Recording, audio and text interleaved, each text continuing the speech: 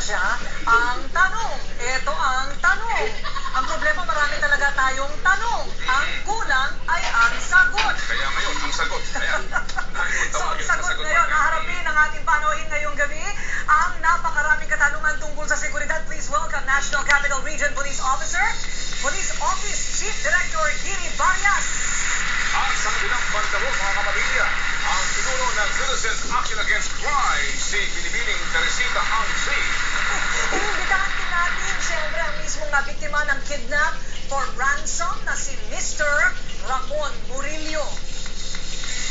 Harapin na po natin ang mga isyong pinag-uusapan ngayon. Muna ay gusto kong malaman, Director Varias, talaga mo bang tumataas ang insidente ng krimen kung saan talagang niloloob at saka ganyan ba talaga ang gawain? Ang alam namin ginagapos lang yan.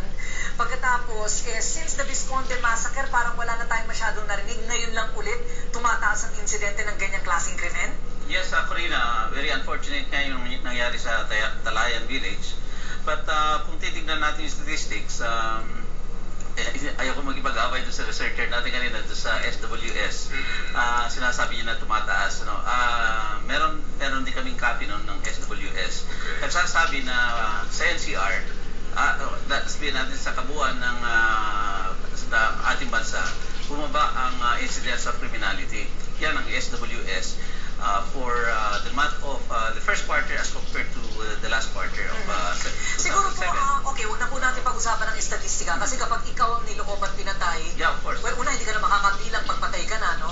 Pero yung mga naiiwan mo, parang to them, statistics do not matter. That's correct. So, ang tanong kasi broad daylight, tapos lahat, tanghaling tapat yung sa Talayan Village, exclusive subdivision, siguro meron po mga gwardiya yan. Kaya lahat ngayon ng mga nakikinig sa atin na nasa gated na mga subdivision, nagsasabing, pwede pa lang mangyari sa amin ito. Yung sa Talayan Village po ba, ano po ba ang naging final results ng investigation? Sa investigation natin, mabuti at nahuli natin yung apat sa mga salarin doon out of the 7. And nahanap pa natin yung tatlo. Ngayon, sa pangyayari doon sa investigasyon natin, nalaman natin na pumasok na nakataksi yung mga suspects at kilala ng security guard. It was a very casual thing. Pinag-inspect yung guard, kumaway kasi kakilala, kasi nakapasok sila. Pagkatapos, after the incident, lumabas, kumaway na naman sa security guard. So, hindi na kumuha ng ID, hindi na... Tsaka taxi. Kulang din yung security guard natin. Alright, Ma'am Tessie, ano po ang inyong findings? I'm sure you're monitoring not only kidnapping, pero ito pong niloloob po talaga sa kanilang mga tahanan. Ito siguro talaga yung pinaka-devastating na nangyari, no? Imagine, iniwan mo lang yung anak mo half an hour after, no? Iniwan doon para doon mananghalian at iiwan, pipikapin ulit ng hapon. Half an hour after, tapos na yung malagim na pangyayari. Pero yun nga, aside from security guard, even sa RCPC, no? Di ba nakita natin, isa sa mga guard was charged of bank robbery before.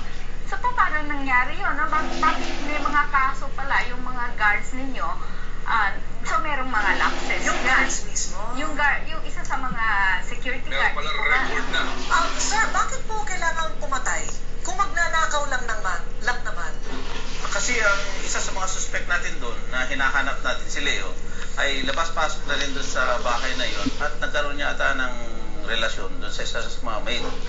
And so kilala siya, so palagay ko para mawala lahat ng mga ebidensya, talagang pinatay nila sila lahat. Hindi nga, mga kaibigan, ito ho yung sitwasyon na pinagnakawan mo na, sasaksak mo pa, pinako mo pa yung isa, tapos susunugin mo pa, Ma'am Tessie. Yun nga, just last week, yaya nung bata, kinidnap yung bata, 250,000. At ang galing nitong yaya, marunong siya na subject to preliminary investigation. Anong modus operandi? Yaya, papasok. Bagong yaya po ba ito? Bagong yaya, pumasok. Kaya yan yung pag-iingat. Security guards ninyo, mga frontliners, mga yaya ninyo, mga mates ninyo. Madalas yan. Hindi in general, hindi naman mababantayan ng bawat isang pulis ang bawat isang tahanan. Anong inyong mga... Tulungan sana natin itong problema sa kriminalidad. Kasi talaga sa atin is community policing. So, everybody should really be involved. Sa punto naman ng actual na kidnapping, kung saan po ang ating panahoy si Ginoong Murillo po yung biktima, paano ho ba nangyari yung Ginoong Murillo sa pinakamaiksi mong paliwanag? I was pahinto ako sa Quezon sa may Burger King. Nung pahinto ako doon, may binasag yung salamin nung side ko, dinukot yung lock, binuksan, Inay. pumasok na sila sa likod. You were driving? I was driving, yes. Anong oras po ito? Mga 11 siguro at night. So pag they were able to get into the car. Three of them went inside the back and pulled me to the back. Diyos ko. Yun. Tapos, Ano po ang nangyari? well, from then on, they brought me to several places that, I found out later, they brought me to Nueva Ecija. Blindfolded, sir. Blindfolded, yes. Go ahead. And they brought me to Nueva Ecija and then put me in another car and brought me to the south naman. And from then on, a series of motels. So hanggang sa eventually yung kayo nakapagbayad ng ransom, Yes. magkano po binayaran niyo, sir? 1M. 1 million. Yes, Opo. sir. Pero nahuli ho dito, di ba, General? Nahuli ho. Yeah, out of lahat mga Nahuli. Sino ho may gawa? yung grupo ng Nueva Vizcaya, si Nueva Ecija. Nueva Ecija, anong grupo yun? Amolo. Amolo. Yes, Amolo. Rene Group. Amolo. Oo. So, modus operandi talaga Carnapper nila yun. yan.